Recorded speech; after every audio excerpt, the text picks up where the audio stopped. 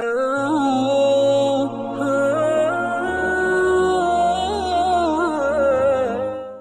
بالله من الشيطان الرجيم بسم الله الرحمن الرحيم الحمد لله رب العالمين الصلاة والسلام على رسولنا محمد وعلى آله وصحبه أجمعين رب اشرح لي صدري ويسر لي أمري واحلل عقدة من لساني يفقهوا قولي. Sva slava i hvala Allahu dželešanuhu, stvoritelju svih svjetova, gospodaru jedinom. Salavat i selam njegovom posljednjem poslaniku i vjerovjesniku Muhammedu sinu Abdullahovom.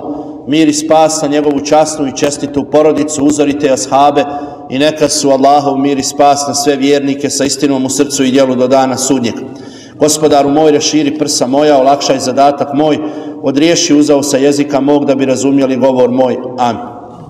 Poštovana braćo, cijenjene majke i sestre, slavljen neka je Allah koji nas je sakupio večeras ovdje da se družimo iznova sa životima najboljih sinova ovog ummeta, a družimo se trenutno sa životom Osmana radijallahu anhu, Zunnu Rejna, dvostrukog zeta Allahovog poslanika sallallahu alejhi ve sellem, koji je potome nosio nadimak vlasnik dva svjetla. Došli smo, braćo i sestre, do onog, ja ću tako slobodno kazati, najvažnijeg trenutka u njegovom životu, kojim ga je uzvišeni Allah počastio na dunjaluku, a to je njegov izbor za halifu muslimana. Večeras, ako Bog da, hoću nešto detaljnije o tom izboru i ono što, braćo i sestre, se zaista dobro mora razumjeti, taj način njegovog izbora i, tako da kažem, dolaska na vlast, mada oni to u svojim životima nikada nisu vidjeli kao vlast, nego vidjeli su to kao emanet, ono čime ih je Allah subhanahu wa ta'ala iskušao ponajprije. Dakle, doživljavali su to kao iskušenje od gospodara svjetova, a ne kao blagodat koja im je povjerena od strane ummeta. Tako su se u svojim životima nakon dolaska za vođu muslimana i ponašali. Kao što rekao, dakle, izbor njegov sam za halifu muslimana mora se zaista dobro razumjeti da bi se razumjelo ono što će, braćo i sestre, doći poslije, a ono poslije, dakle, najviše mislim i prvenstveno na fitnu koja će se pojaviti u ummetu Muhammeda sallallahu alejhi ve sellem po prvi put u tako velikom obliku i koja će na kraju kulminirati samim ubistvom Osmana radijallahu anhu, jednog od 10 obradovanih džennetom. Ako, braćo i sestre, govorimo o njegovom izboru za halifu i način na koji je izabran i postavljen, a danas, braćo i sestre, u mnogim knjigama historijskim, a posebno se tu radi o šiitskoj literaturi i rafidijskoj, može se naći mnogo prigovora i mnogo izmišljenih i lažnih optužbi na ashabe Allahovog poslanika alejselam prilikom izbora Osmana radijallahu anhu. Nažalost, kažem nažalost, i u nekim historijskim knjigama sunitskih autora moguće je naći neke danas od tih predaja koje su neutemeljene, koje su izmišljene i potpuna laž. Razlog tome je, nažalost, što nekada ljudi prilikom pisanja tih knjiga predaje do kojih su dolazili nisu provjeravali njihovu autentičnost, nisu se pozivali na mišljenja ashaba Allahovog poslanika alejselam, tako da kažem, dakle, prva stvar koja se desila kao fitna u ovom ummetu jeste, dakle, postavljanje Osmana radijallahu anhu za halifu, ono što se nekima od njih nije svidjelo, pa će kasnije te predaje u svojoj literaturi i među svojim narodom dobrano i proširiti. Kada govorimo o njegovom izboru za halifu, braćo i sestre, nemoguće je se ne vratiti na Omera radijallahu anhu i, tako da kažem, njegovu dalekovidost u prilikom izbora Osmana radijallahu anhu za halifu, a još fascinantnije i na konto pohvale Omera radijallahu anhu ide to, braćo i sestre, kad znamo da je on to i način na koji je ostavio da muslimani izaberu vođu poslije njega učinio u najtežim smrtnim mukama. Dakle, večeras, ako Bog da, nekoliko informacija podrobnije i detaljnije o njegovom izboru, koji, braćo i sestre, nije bio nimalo lahak. to treba razumjeti. Dakle, Allah subhanahu wa ta'ala je izabrao svoga poslanika koji je bio 23 godine vođa tog naroda. Nakon poslanika sallallahu alejhi ve sellem, koji nije direktno, ali jeste u mnogim predajama indirektno najavio da nema niko pravo da bude halifa muslimana ispred Ebu Bekra radijallahu anhu, a nakon Ebu Bekra koji je direktno izabrao, dakle savjetovao se sa muslimanima, ali je na kraju prije svoje smrti ipak svojim riječima potvrdio i izabrao Omera radijallahu anhu za halifu. Nakon, dakle, njegovog ranjavanja, u njegovim smrtnim mukama, ostalo je, dakle, veliko pitanje koje visi kako će muslimani nakon njega postupiti i na koji način izabrati halifu. Nije to, braćo i sestre, bilo nimalo jednostavno. Konsenzus je bio ashaba Resulullaha alejhiselam da nema boljeg čovjeka u ovom ummetu od Ebu Bekra, a nakon njega također konsenzus je bio među ashabima da nema boljeg od Omera radijallahu anhu. A nakon Omera radijallahu anhu onda, braćo i sestre, dolazi da neki kažu da je Osman, da neki kažu da je Alija, da je bilo ashaba Allahovog poslanika koji su bili tu negdje, dakle, na stepenu jedni sa drugima. Kao što znamo, i Resulullah alejhiselam je 10 ipak izdvojio i obradovao ih džennetom, a većina njih, dakle, sa ranjavanjem Omera radijallahu anhu još uvijek su, dakle, bili među živima. Prije toga, dakle, od 10 obradovanih džennetom nema Ebu Bekra koji je preselio i nema Ebu Ubejde radijallahu anhu koji je preselio za života Omera radijallahu anhu. Dakle, sa Omerovim ranjavanjem bez njega ostalo je još 7 od onih 10 živih obradovanih džennetom među ashabima i valjalo je, dakle, među njima potražiti halifu muslimana. Omer radijallahu anhu je učinio jedan, braćo i sestre, golem i velik korak, fascinantan u tom pogledu da će poslije, dakle, učenjaci ovog ummeta govoriti kakav je to bio sjajan potez Omera radijallahu anhu biranjem te šure koja će izabrati halifu, da će poslije učenjaci ovog ummeta govoriti da nikada niko u muslimanskom svijetu, dakle, za halifu među muslimanima nije izabran sa većom jednoglasnošću i sa većim, dakle, pitanjem i anketom među drugim ljudima kao što je to bilo biranje Osmana radijallahu anhu. Dakle, ono što smo ukratko bili ispomenuli, Omer radijallahu anhu je, braćo i sestre, odredio šuru muslimana koja treba da izabere halifu. U šuru muslimana imenovao je 6 obradovanih džennetom: Aliju radijallahu anhu, Osmana, Sada ibn Abi Vekasa, Abdurrahmana ibn Aufa, Talhu ibn Ubejdullaha, Zubeira ibn Avama i Abdurrahmana ibn Aufa. Dakle, tu 6 je imenovao da izaberu halifu muslimana nakon njega.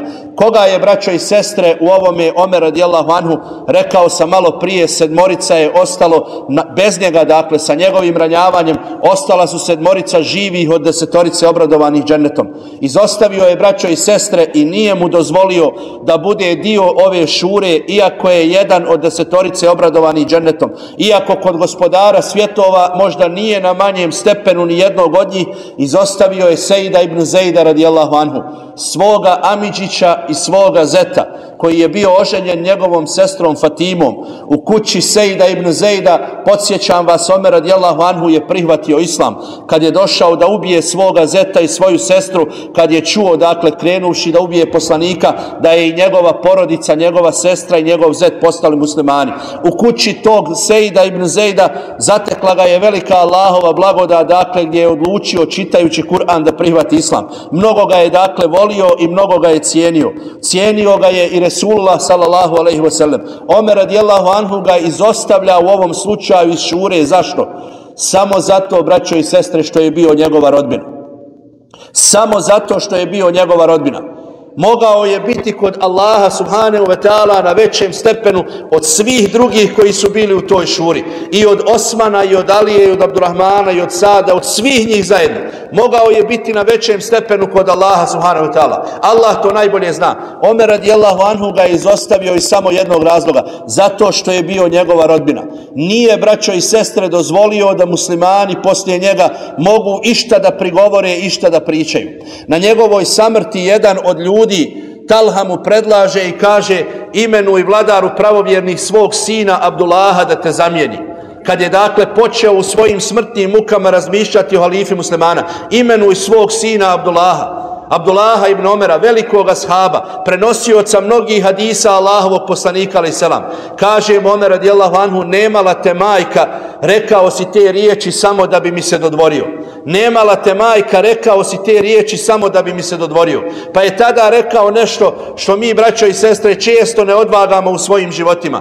Kaže, ako je u ovom mom hilafetu 10 godina na čelu muslimanske države, 10 najsjajnijih i najblistavijih godina, pa kaže, ako je ovih 10 godina bilo hajr za mene i za moju porodicu, dosta je jedan iz naše porodice da nosi taj hajr, nek se neko drugi nakon nas okoristi. A ako je ovo bilo loše, ovih 10 godina, i ako će me Allah kazniti zbog toga, dosta je, kaže, jedan iz Hatabove porodice da odgovara Allahu subhanahu wa ta'ala.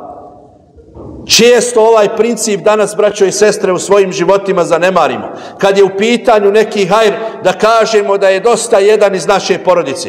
Pogledajte danas u muslimanskom svijetu. Nema toga, braćo i sestre, odavno. Nema toga već stotinama godina u ummetu Muhammeda sallallahu alejhi ve sellem. Svako prigrljava sebi i svojoj porodici. Svako pokušava da se domogne što više, ne bi ostavio ništa od hajra onima drugima. Ako je to, kaže, bilo zlo, pa dosta je, kaže, jedan iz moje porodice da to nosi kod Allaha subhanahu wa ta'ala. Omer radijallahu anhu je, braćo i sestre, po pitanju izbora Osmana radijallahu anhu ovoj šuri dao rok od 3 dana, rekavši im da se osame u jednoj kući i rekavši im da ne smije doći 4. dan, a da oni među sobom nemaju halifu muslimana. Ne smije, dakle, doći 4. dan, a da nemaju halifu muslimana. Čak je, braćo i sestre, ovoj šuri zabranio da predvode namaz ashabima Allahovog poslanika u Medinskoj džamiji. Pogledajte, braćo i sestre, 10 obradovanih džennetom. Osman radijallahu anhu, koji je, kako reče njegova supruga, svaku već je učio Kur'an na noćnom namazu. Alija radijallahu anhu, Abdurrahman ibn Auf, oni sa kojima je bio najzadovoljniji Allahov poslanik alejhi selam. Omer radijallahu anhu im tada, da spriječi svaki mogući vid fitne među muslimanima, zabranjuje da budu predvodnici namaza u poslanikovoj džamiji, pa je imenovao Suhejba er-Rumija da predvodi namaz. Zašto im je zabranio predvođenje namaza? Ono što se, braćo i sestre, desilo kod izbora Ebu Bekra radijallahu anhu za halifu. Allahov poslanik alejhi selam u svojoj bolesti zatražio je da Ebu Bekr predvodi namaz. Pa je jedne prilike zakasnio, pa je Omer radijallahu anhu predvodio namaz. Bilal radijallahu anhu ga je pozvao jer je trebalo isteći vrijeme namaza. Pa je poslanik alejhi selam tada rekao, ne, Allah nije s tim zadovoljan, Ebu Bekr neka predvodi namaz. Pa je kod izbora za halifu Ebu Bekra radijallahu anhu jedna od presudnih stvari koja im je bila indicija od Resulullah alejhi selam da on treba biti halifa i to što je predvodio namaz muslimanima. Omer radijallahu anhu je htio ovime to da spriječi. Nije htio nikoga od obradovanih džennetom imenovati za imama u svojim smrtnim mukama, da ne bi muslimani pomislili i rekli, aha, njega je vladar pravovjernih postavio za imama, on je najdostojniji da bude halifa nakon njega. Pogledajte, dakle, i kod namaza nije dao prednost onima kojima je trebalo dati, da se ne bi, braćo i sestre, pojavila fitna među muslimanima. I kod namaza nije dao prednost onima kojima je trebalo dati. Kad sam o ovome razmišljao, na um pao mi je onaj kuranski primjer Musa alejhiselam i Haruna alejhiselama. Kada Musa alejhiselam nakon objave od gospodara svjetova na Sinaju dolazi kod svoga brata, dakle, pa ga uzima, čupa ga za njegovu kosu i bradu, jer je narod počinio širk, počeli su obožavati zlatno tele koje su napravili. Pa ga pita Musa alejhiselam, brate moj, zašto ih nisi spriječio u tome? Šta mu on tada kaže? Pogledajte, braćo i sestre. Kaže, pobojao sam se da ne dođe do razdora među njima, do razdora među sinovima Benu Israilovim. Harun alejhiselam ostavlja narod Benu Israila na širku, najvećem i najtežem grijehu uz kufr Allahu subhanahu wa ta'ala, grijehu koji izvodi iz vjere i grijehu kojeg Allah neće nikada oprostiti. Ostavlja ih, braćo i sestre, na širku. Kaže svome bratu, ostavio sam ih na tome dok ti dođeš, bojeći se, kaže, ako im zabranim da ne dođe do razdora među sinovima Israilovim. Toliko je, braćo i sestre, razdor u zajednici muslimana golem kod Allaha subhanahu wa ta'ala. Harun alejhiselam narod ostavlja na širku. Omer radijallahu anhu, da ne bi to bio razlog fitne među muslimanima, zabranjuje onima najpozvanjima da predvode namaz u džamiji Allahovog poslanika sallallahu alejhi ve sellem, želeći zatvoriti sva vrata i sve puteve fitni među muslimanima. Tada je, braćo i sestre, Suhejbu er-Rumiju rekao: predvodi namaz muslimanima 3 dana u džamiji Allahovog poslanika, a ova skupina neka se odvoji u jednu prostoriju, u jednu sobu i neka između sebe izaberu halifu. I rekao je tada Suhejbu ono što želim večeras da podvučem, kaže: o Suhejbe, ovo ti, kaže, ostavljam u amanet. Ako se, kaže, njih 5 slože o halifi, a jedan, kaže, se usprotivi i bude protiv toga, ubijte ga, kaže, nakon toga. Jednog od 10 obradovanih džennetom, kaže, bude li protiv onoga na čemu se složilo 5 njih, ubijte ga, kaže, nakon toga. Shodno hadisu Allahovog poslanika alejhiselam vjerodostojnog, u kome je rekao: kad se zajednica muslimana složi za vođu, kad izaberu svoga predvodnika, pa dođe neko nakon toga da sije smutnju, da postavlja pitanja kako i zašto, da dovodi u pitanje izbor zajednice muslimana, kaže Resulullah alejhiselam: pogubite takvog čovjeka. Kaže Omer radijallahu anhu: Suhejbe, ostavljam ti, kaže, u amanet, ako jedan od njih se ne bude složio sa vođom muslimana. Naravno, nisu oni, braćo i sestre, sad ćete u sljedećim rečenicama vidjeti, bili takvi, ali kaže Omer radijallahu anhu, vodeći računa toliko o jedinstvu muslimana, dozvolio je krv i život i čast, ono što je najvrednije, jednog od 10 obradovanih džennetom, da bi spasio zajednicu muslimana od fitne i razdora. Neka nam to, braćo i sestre, često kada smo u prilici da posijemo smutnju i razdor, često kada nas šejtan navede, kad budemo nagovoreni od nekoga, neka nam, braćo i sestre, na um padnu i ove riječi: poslanik ostavlja narod na širku da bi spasio njihovo jedinstvo. Omer radijallahu anhu zabranjuje predvođenje namaza, jer je preče da muslimani dobiju halifu, i ne dozvoljava, dakle, da neko od njih bude imam muslimanima. Omer radijallahu anhu u svojim, braćo i sestre, to je, dakle, kao što rekao na početku, fascinantno.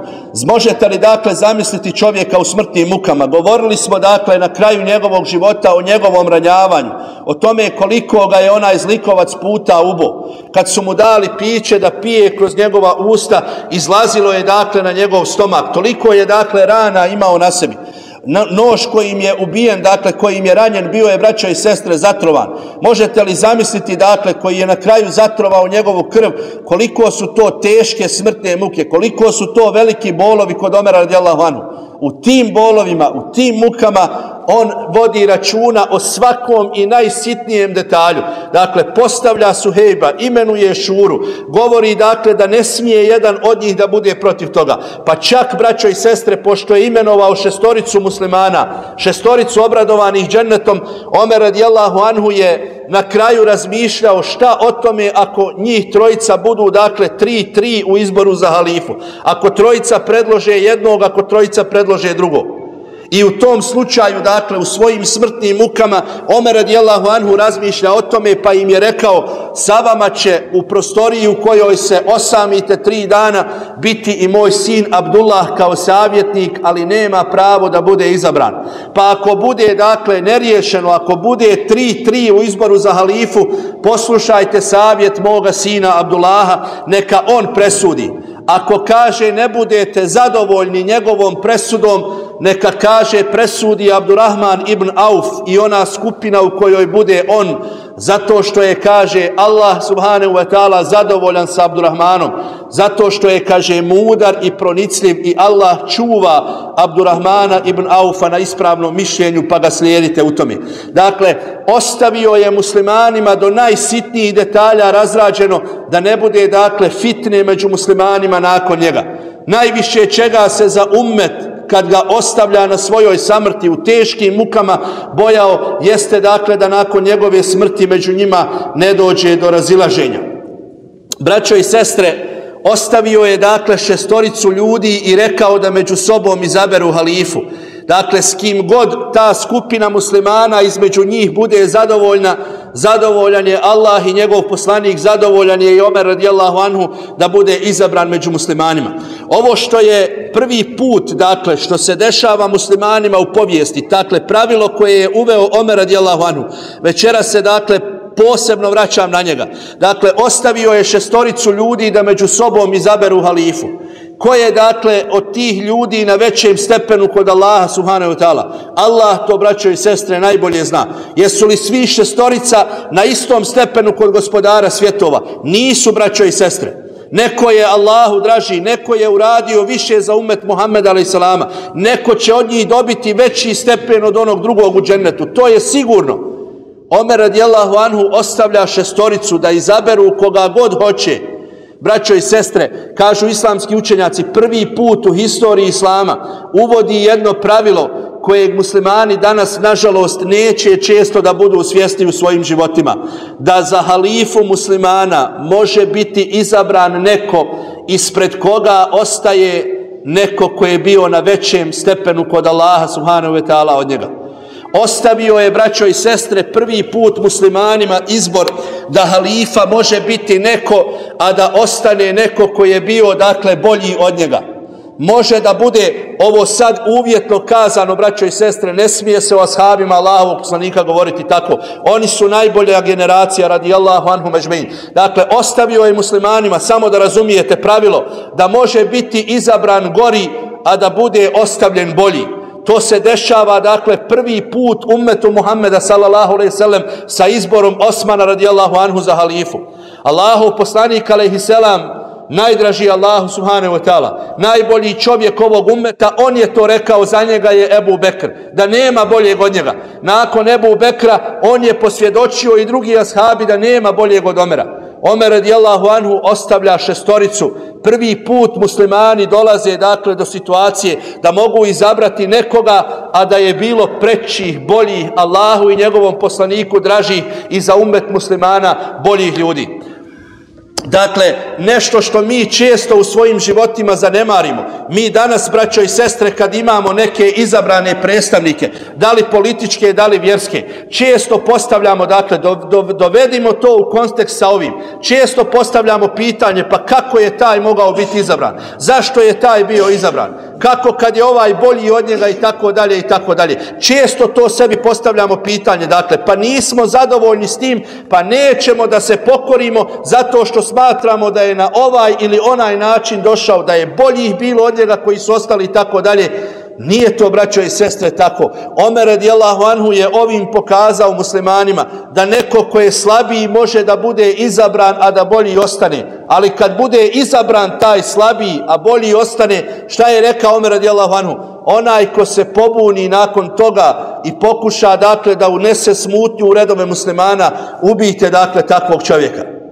Dakle, kad ga muslimani izaberu, kad se zajednica složi, kad džemat izabere, kad, dakle, općina izabere, dakle, da li to u vjerskom, da li u političkom smislu, kad većina muslimana, dakle, kaže da taj treba da ih predvodi u bilo kojem obliku, treba, braćo i sestre, da se složimo s njime, pravilo koje je, dakle, tada uspostavio Omer radijallahu anhu. Njegov, braćo i sestre, stav u ovom pogledu bio je, dakle, prava simbioza između onoga Allahovog poslanika sallallahu alejhi ve sellem i Ebu Bekra. Dakle, ostavio je one koji su najbolji, nije, dakle, direktno imenovao, ali je ostavio šuru muslimana da oni među sobom savjetovanjem izaberu. Savjetovanjem sa drugim muslimanima i Ebu Bekr je izabrao Omera radijallahu anhu. Isto to je Omer radijallahu anhu uradio, samo je prepustio muslimanima da nakon njegove smrti donesu, dakle, tu presudu i da izaberu među sobom. I opet, braćo i sestre, ponavljam, pogledajte, dakle, zato sam ovo malo detaljnije pojasnio, u smrtnim mukama, u teškim bolovima, šta je, dakle, najpreće. Ne bavi se, dakle, samim sobom, ne bavi se svojim stanjem, bavi se zajednicom muslimana i onome što će nakon njega ostati njima. Ova grupa čestitih ashaba Allahovog poslanika prilikom izbora Osmana radijallahu anhu sastali su se u kući, dakle, po predaji većine historičara, sastali su se u kući majke vjernika Aiše radijallahu anha. Izabrali su dakle njenu kuću zbog njenog bereketa i onoga što je značila u životu Allahovog poslanika, u životu Ebu Bekra. U njenoj dakle kući, u njenoj sobi ukopani su dakle poslanik alejselam, Ebu Bekr i Omer. Ova delegacija muslimana sastala se dakle u njenim prostorijama i onda dakle među njima počinje vijećanje kako i na koji način među sobom izabrati vladara pravovjernih nakon Omera radijallahu anhu. Pogledajte, braćo i sestre, njihovog rezona i njihove logike. Vjerovatno bi kod nas danas i dakle odmah dakle od smrti Alije radijallahu anhu pa nadalje ovamo počela je među muslimanima ta bjesomučna borba za vlast, gdje niko nikome, braćo i sestre, nije davao pardona. Koliko je halifa muslimana otrovano na svojim dvorima, koliko ih je ubijeno od strane svojih sinova, od strane svojih najbližih rođaka, dakle samo zbog toga da bi se neko drugi domogao vlasti. Pogledajte rezona onih koji su prednost dali ahiretu nad dunjalukom, koji su prednost dali robovanju na tome da budu vladari. Kad su se sakupili u kući Aiše radijallahu anha, kaže, istupio je Abdurrahman ibn Auf i kaže tada: ko će se, kaže, od vas šestorice odreći vlasti u korist onoga drugog. Dakle, s tim su, braćo i sestre, pitanjem započeli. Nije ko je najpozvaniji da bude. Prvo pitanje koje Abdurrahman ibn Auf postavlja i kaže: ko će se od vas odreći vlasti zarad onog drugog kojeg smatra boljim od sebe. Subhanallah. Pa kaže tada prvi istupa Zubeir ibn Avam i kaže: ja se, kaže, danas odričem hilafeta u korist Alije radijallahu anhu. Odričem se svoga prava da budem biran u korist Alije radijallahu anhu. Tada nakon njega Talha ibn Ubejdullah, živi šehid sa Uhuda, kaže: ja se odričem svoga prava u korist Osmana radijallahu anhu. I tada Sad ibn Abi Vekas, dajđa Allahovog poslanika sallallahu alejhi ve sellem, kaže: ja se odričem svoga prava u ime Abdurrahmana ibn Aufa. Dakle, trojica iz ove šure, braćo i sestre, Zubeir, Talha i Sad ibn Abi Vekas, odmah su odstupili, odrekli su se svoga prava da budu birani zato što su smatrali da drugih koji su ostali bolji od njih, braćo i sestre. Velika je Allahova subhanahu wa ta'ala blagodat prema čovjeku kad čovjek zna svoju mjeru, braćo i sestre, na dunjaluku. Velika je Allahova blagodat kad čovjek zna ocijeniti svoju vrijednost. Velika je Allahova blagodat prema čovjeku na dunjaluku kad zna odrediti da je neko u nečemu bolji od njega. Velika je Allahova blagodat prema čovjeku kad zna priznati da je neko nešto zaslužio i da je preči od njega da to bude. To su ovim primjerom pokazali ova trojica čestitih ashaba Allahovog poslanika. Odriču se svoga prava. Ne odriču se oni, braćo i sestre, bilo čega. Zamislite vi časti i odgovornosti. To je kruna čovjekovog života. Da budeš halifa muslimana, vladar pravovjerni. Ne bilo kakav, nego da budeš vladar pravovjernih ashabima Allahovog poslanika sallallahu alejhi ve sellem. Nema veće počasti, to je vrhunac onoga što čovjek može dostići u svome životu. Da ga muslimani izaberu za svoga predvodnika. I to ashabi i tabini Allahovog poslanika alejselam. Ova trojica znaju svoju mjeru. Znaju, braćo i sestre, svoju vrijednost. Znaju da su ova trojica preči od njih. Odmah na početku, dakle, na pitanje Abdurrahmana ibn Aufa, ko će se danas odreći prava da bude biran, trojica ashaba radijallahu anhum ecmain odustaju od toga. Ostaju, dakle, uz ove šure trojica: Osman ibn Affan, Alija ibn Abi Talib i Abdurrahman ibn Auf radijallahu anhum ecmain. Mudrosti i dalekovidosti onoga kako je Omer radijallahu anhu bio oštrouman, kako je bio pametan, braćo i sestre. Šta im je rekao? Slušajte Abdurrahmana ibn Aufa šta vam govori. Allah ga, kaže, štiti i čuva na ispravnom mišljenju. Velika je mudrost Abdurrahmana ibn Aufa bila. Nakon što su ostali njih trojica, on i Osman i Alija, Abdurrahman ibn Auf tada kaže: ko će se, kaže, od vas odreći danas prava da bude izabran, pa da, kaže, on presudi među onom dvojicom ko će biti halifa muslimana. Traži od njih trojice da se jedan odrekne, da ostanu u igri, dakle, samo dvojica, da onda onaj treći koji se odrekao bude njegova riječ presudna na tome ko će biti halifa muslimana nakon Omera radijallahu anhu. Pa je, kaže, i Alija i Osman su, kaže, tada ušutili. Nisu oni, braćo i sestre, ušutili zbog toga što su htjeli da budu izabrani za halife. Ušutili su zbog toga što ih je Abdurrahman ibn Auf postavio pred izbor. Onaj ko odustane od toga, njegova riječ će presuditi ko će biti halifa muslimana. Taj teret da ponesu, da odluče ko će voditi muslimane, a da možda Allah i njegov poslanik ne budu najzadovoljniji sa tim, bio je kod njih, braćo i sestre, teži od toga da ponesu teret hilafeta i emaneta prema muslimanima nakon Omera radijallahu anhu. Pa su, kaže, njih dvojica ušutili. Tada, kaže, Abdurrahman ibn Auf, kaže, ja se u ime Allaha i njegovog poslanika sallallahu alejhi ve sellem odričem prava da danas budem izabran za vođu muslimana. Odrekao se Abdurrahman ibn Auf sam. Ono, braćo i sestre, što je danas jako teško. Odrekao se sam onoga što danas muslimani, braćo i sestre, ne žele. Odrekao se onoga što će postati velika bolest ummeta Muhammeda a.s. odmah nakon smrti četvorice pravednih halifa. Kad sam o ovome, dakle, razmišljao, na um pao mi je onaj podatak. Jednom sam ga, čini mi se, negdje na hutbi spominjao. Dakle, Osmanlije, dakle, oni koji su donijeli islam u Bosnu, dakle, ta posljednja dinastija sa kojom će završiti hilafet u ummetu Muhammeda a.s. 1924. godine u Turskoj. Dakle, 36 osmanskih sultana je bilo. 36 osmanskih sultana.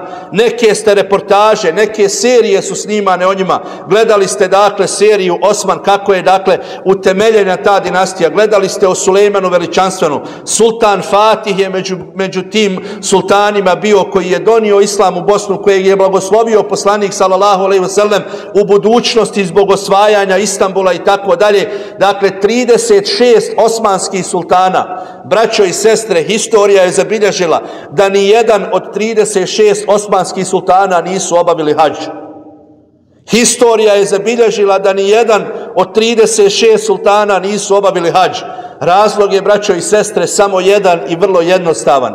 Bojali su se, putovanje na hadž je u to vrijeme trajalo jako dugo. Bojali su se u svom odsustvu državnog udara da neko drugi, dakle, ne preuzme hilafete i ne svrgne, dakle, neposlušnošću i tako dalje. Nijedan od tih sultana nije obavio hadž.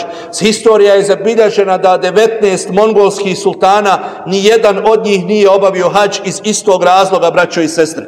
To samo govori koliko je u ummetu Muhammeda a.s. nakon smrti pravovjernih halifa bila bjesomučna borba za vlašću. Pogledajte šure koja bira Osmana radijallahu anhu. Trojica se odmah odriču prava da budu izabrani. Abdurrahman ibn Auf se u ime Allaha odriče svoga prava da bude izabran, da bi na kraju presudio između Osmana i Alije radijallahu anhu međma'in. Nakon što se odrekao, braćo i sestre, odmah na početku sastanka u Aishinoj, dakle, kući, Abdurrahman ibn Auf je iskoristio ono što je Omer radijallahu anhu dao maksimalno 3 dana, braćo i sestre. Zadnjeg dana, 30. dana mjeseca Zulhidžeta, 23. godine po hidžri, dakle, dan uoči nove godine, na sabah namazu u poslanikovoj džamiji, prisjegao je Abdurrahman ibn Auf na bejat Osmanu radijallahu anhu da bude halifa muslimana, nakon čega su mu i drugi muslimani dali prisjegu. Ali u ta 3 dana, braćo i sestre, koliko im je ostavio Omer radijallahu anhu vremena, rekavši im: ne smijete dočekati 4. dan, a da nemate vođu muslimana među sobom. Abdurrahman ibn Auf je, kaže, razgovarao sa svakim stanovnikom Medine. U ta 3 dana i te 3 noći, braćo i sestre, gotovo, kako stoji zabilježeno u historijskim knjigama, gotovo da nije oka sklopio, gotovo da nije spavao nikako.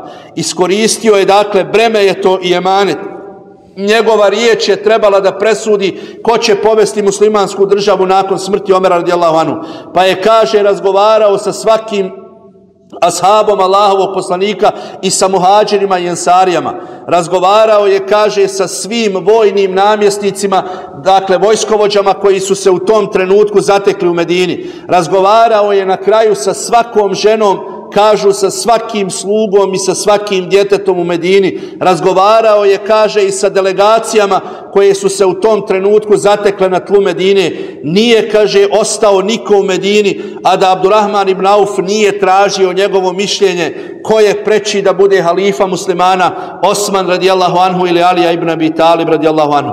Pa je, kaže, većina stanovnika Medine, ashaba Allahovog poslanika i muhađira i ensarija, žena i djece, robova, smatrali su da treba prednost dati Osmanu radijallahu anhu nad Alijom, pa je Abdurrahman ibn Auf, dakle, kao što rekao, na sabah namazu u poslanikovoj sallallahu alejhi ve sellem džamiji posljednjeg dana mjeseca Zulhidžeta 23. godine po hidžri, 644. godine po miladu, nakon, kaže, klanjanja sabah namaza, popeo se na mimber poslanikove sallallahu alejhi ve sellem džamije i onda je izgovorio one svoje poznate riječi kada je rekao: i nakon svega, o Alija, obratio se najprije Ali radijallahu anhu, i nakon svega, o Alija, ispitao sam raspoloženje svih ljudi i uvjerio se da nikom stanovnici Medine ne daju prednost nad Osmanom.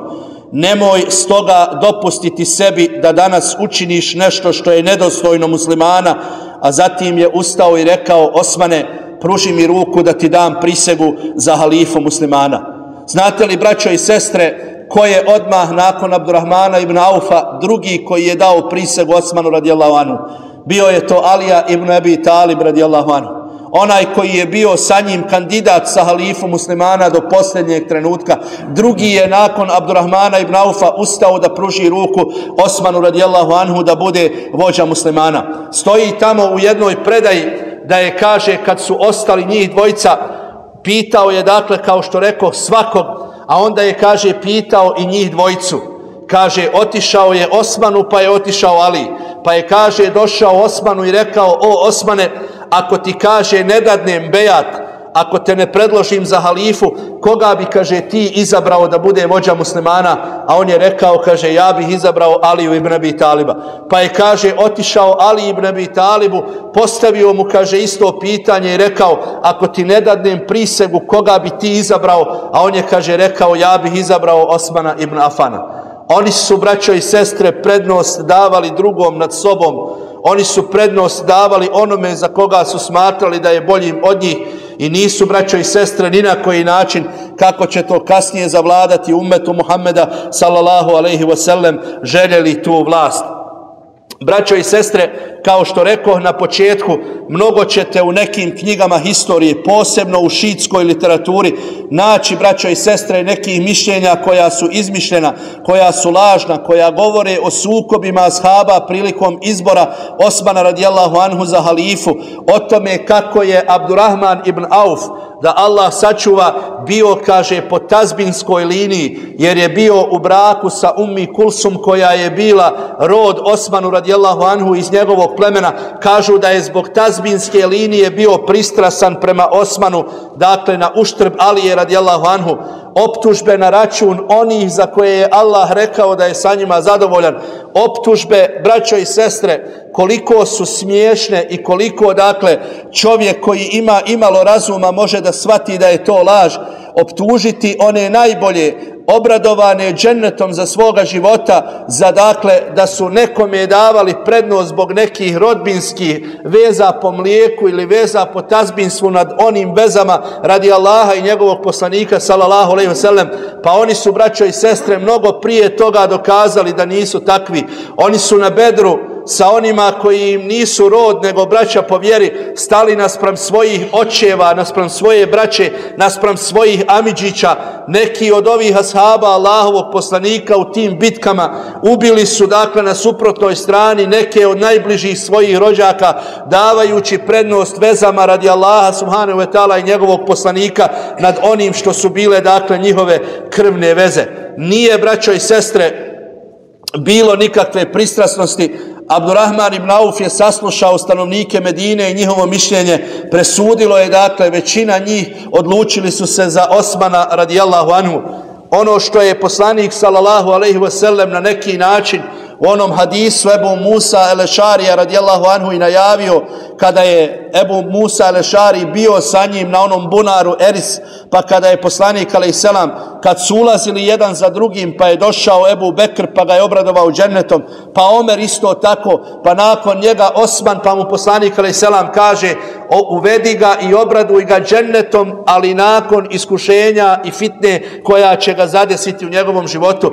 Ovo je dakle hadis koji dokazuje istinitost poslanstva Resulullaha sallallahu alejhi ve sellem, ono što je rekao u budućnosti da će se desiti. Ovo je dakle indirektan govor Allahovog poslanika da će Osman nakon Ebu Bekra i Omera biti halifa muslimana, da će ga zadesiti fitna koja će i pogoditi ummet Muhammeda alejhi selam sa njegovim ubistvom i neće nažalost biti razriješena do sudnjeg dana. Nakon izbora Osmana radijallahu anhu, Abdullah ibn Mesud, jedan od najboljih učača Kur'ana, najdražih ashaba Allahovom poslaniku, tada je rekao: postavili smo kao halifu najboljeg koji je ostao živ nakon Ebu Bekra i Omera i nismo u tome pogriješili. Postavili smo za halifu muslimana najboljeg koji je ostao među živim ashabima Allahovog poslanika i nismo u tome pogriješili.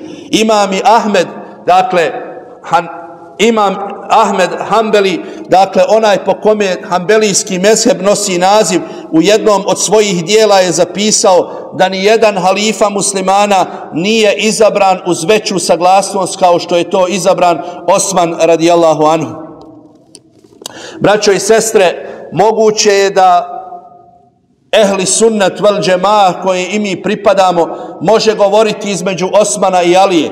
Ono na čemu se ehli sunnet vel džemaah složio jeste da nema boljeg čovjeka u ovom ummetu od Ebu Bekra, a nakon njega Omera radijallahu anhu. Neki u ovom ummetu, i nije zabluda, dakle, da čovjek može dati prednost Osmanu ili Aliji.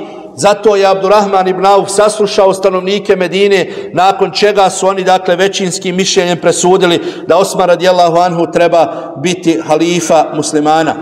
A kakav će, braćo i sestre, u budućih 12 godina svoga hilafeta biti halifa muslimanima, najbolje govore njegova pisma koja je historija zabilježila. Odmah nakon što su ga izabrali za halifu muslimana, sjeo je da napiše pisma svojim namjesnicima, svojim vojskovođama, svojim prikupljačima zekijata, i pismo koje je ostavio ummetu Muhammeda sallallahu alejhi ve sellem. Pismo koje je ostavio svojim namjesnicima, u kome im je rekao tada: Allah je vođama naredio da budu pastiri, a ne da budu poreznici. Oni prije vas koji su bili namjesnici bili su pastiri ovog ummeta, a oni, kaže, koji su danas došli više liče na poreznike nego na pastire, u smislu da samo prikupljaju od ljudi zekijat, da samo od ljudi prikupljaju sadaku, da samo od ljudi prikupljaju milostinju, da traže od ljudi da daju, a ne brinu se dakle o potrebama tih ljudi, ne daju im njihovo pravo koje im njihovi namjesnici kao vođe trebaju dati i tako dalje i tako dalje. Ovo dakle Osman radijallahu anhu kaže u trenutku dok je postavljen za halifu, među kojim u trenutku dok su među živima mnogi ashabi Allahovog poslanika, u trenutku dok je to druga najbolja generacija muslimana, tabiini koji gledaju ashabe Allahovog poslanika za koje je poslanik alejhi selam rekao da su najbolja generacija poslije njegovih ashaba, u tom trenutku Osman radijallahu anhu kaže da su namjesnici počeli više da liče na poreznike nego na pastire. Šta bi, braćo i sestre, rekao danas da nas vidi? Šta bi rekao da vidi naše vođe, i političke i vjerske, kako god da okrenemo, braćo i sestre? Šta bi rekao kad bi vidio koliko su se danas vođe i političke i vjerske otuđile od svoga naroda? Šta bi rekao o tima koji su zanemarili u mnogome i mnogo više nego što je bilo tada da budu pastiri, a da ne budu poreznici? Šta bi, braćo i sestre, danas rekao o nama? Poslao je pismo i svojim vojskovođama u kojima im kaže: vi ste čuvari i branioci muslimana.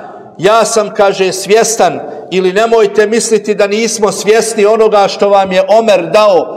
Dao vam je to, kaže, pred nama. misleći da je i za vrijeme Omera šurom da su muslimani odlučivali.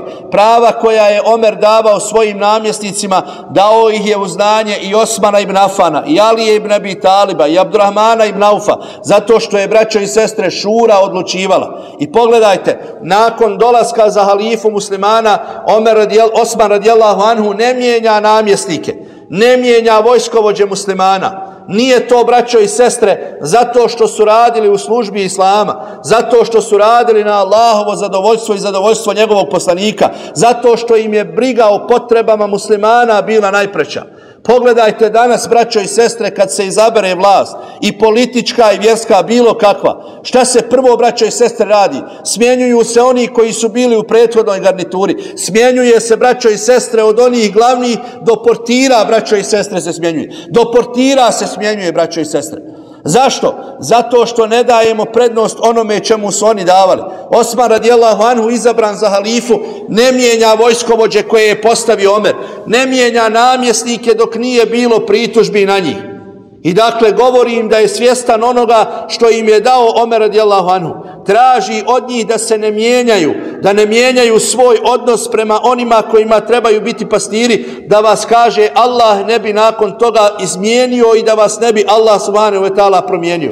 Jer je to, braćo i sestre, Allahov zakon, da će gospodar svjetova promijeniti onoga ko nije dostojan tog emaneta, da će ga uzvišeni Allah zamijeniti boljim. Ne da Allah subhanahu wa ta'ala nepravda može jedno vrijeme, ne da Allah subhanahu wa ta'ala da to ode do kraja. Mnogo je i naroda i predstavnika i svakako uzvišeni Allah promijenio. To je jedan od njegovih kuranskih zakona. Da Allah jedne narode, kaže gospodar svjetova u Kur'anu, ne mijenja drugim. Možemo to kazati slobodno u prijevodu, da jedne vođe ne zamjenjuje drugima, nastao bi nered i velika smutnja na zemlji. Mi danas, braćo i sestre, živimo vrijeme potpuno suprotno od toga. Dakle, kad se dođe na bilo kakvu vlast, prvo sa čim se radi i postupa jesu, braćo i sestre, dakle, promjene. Jesu promjene svih onih koji su bili u prethodnoj garnituri. Osman radijallahu anhu to, braćo i sestre, nije uradio kad je postavljen za halifu muslimana. Napisao je pismo i sakupljačima zekijata. Ovo je, dakle, još jedan od onih dokaza da je zekijat, dakle, bio vrlo važna kategorija i da je institucionalno bilo prikupljanje zekijata. Bili su određeni i tačno su se znali, dakle, za vrijeme Omera radijallahu anhu, nakon njega za vrijeme Osmana radijallahu anhu, prikupljači zekijata u krajevima islamske države. Pa im je napisao pismo u koje im je rekao: uzmite od ljudi samo ono što moraju dati. Uzmite od ljudi samo onoliko koliko moraju dati. Vodio je računa, braćo i sestre, da se ljudi ne opterećuju preko njihovih mogućnosti. I dadnite im ono što im se mora dati. Dadnite, ako već uzimate od ljudi, dadnite im i ono što im morate dati. Dadnite im njihovo pravo. Danas se, braćo i sestre, često od ljudi uzima, ali im se ne daje njihovo pravo. Dobro pazite, napisao im je, dobro pazite na emanet. Pa im je tu rečenicu u tom pismu ponovio nekoliko puta. Budite, kaže, ljudi od povjerenja i, kaže, čuvajte pravo jetima i muahida. Dakle, onih koji su bili pod ugovorom sa islamskom državom, jer, kaže, ko pogazi njihovo pravo, Allah subhanahu wa ta'ala takvom čovjeku postaje neprijatelj. Napisao je, braćo i sestre, pismo muslimanima, ummetu Muhammeda sallallahu alejhi ve sellem, pismo čije riječi važe i danas za vrijeme u kojem mi živimo. Napisao im je pismo u kojem kaže: uspjeh koji ste postigli, postigli ste zahvaljujući pokornosti vođama koji su bili prije mene. Kaže, razjedinjenost u ovom ummetu, dakle, i smutnja i fitna započet će onog trenutka kad Allah upotpuni blagodati prema ljudima i oni počnu u potpunosti uživati u njima.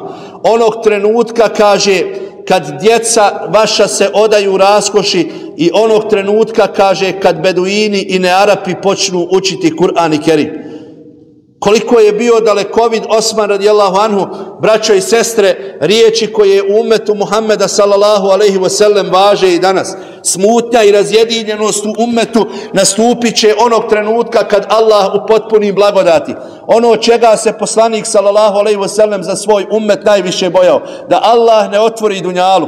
Onog trenutka kad je Allah otvorio dunjalu, kad je bilo bogatstva, dakle sa osvajanjima za vrijeme Omera radijallahu anhu, kad je bilo osvajanja toliko, kad je imetak nahrlio sa svih strana, kad su vidjeli dunjalu kakav nisu mogli ni da zamisle prije toga, jer su do jučer bili oni za koje Kur'an kaže nemaju, a drugima daju, iako im je i samima potrebno. Dakle, tada počinju da nastupaju i fitne ummetu Muhammeda sallallahu alejhi ve sellem. Kad vam se kaže djeca odaju raskošnom životu, danas je to veliki problem ummeta Resulullah alejhi ve sellem. Kad kaže Beduini i Nearapi počnu učiti Kur'an, jer je smatrao da su srca Beduina tvrda, braćo i sestre, da su gruba, da su surova, da do njih teško dopiru riječi Kur'an i Kerima, kao što danas teško do nas dopiru kuranske riječi. Kad nam se kaže, dakle, da nam se presudi nekim ajetom iz Allahove knjige, ako to nije, braćo i sestre, po našem hataru često okrećemo glavu. I kad kaže Nearapi počnu da uče Kur'an, mnogo je, braćo i sestre, fitne i smutnje u ummetu Muhammeda alejhi selam, razilaženja i podjela nastalo kad se islam proširio na nearapske dijelove, kad su drugi narodi počeli da prihvataju islam. Mnogo je danas novotarija u ummetu Resulullah alejhi selam ostalo od naroda koji nisu bili Arapi, koji su poslije prihvatili islam, koji su u islam dodali, pomiješali mnogo od svojih predislamskih običaja i tako dalje i tako dalje. Riječi Osmana radijallahu anhu koje su se kasnije u ummetu Muhammeda alejhi selam nažalost obistinile. Ali dakle, na osnovu ovih njegovih pisama koja je napisao nakon izbora za halifu, vidimo dakle kakvo će biti njegovo vladanje islamskom državom, o čemu ćemo, ako Bog da, u nekim od narednih predavanja. Molim Gospodara svjetova da budemo od onih koji pouku primaju. Molim Gospodara svjetova da nas učini njihovim društvom, svojom milošću, a ne našom zaslugom, njihovim društvom u džennetu, da ove ljude sretnemo, da se sa njima družimo. Amin, ja rabbel alemin. Assalamu alaikum.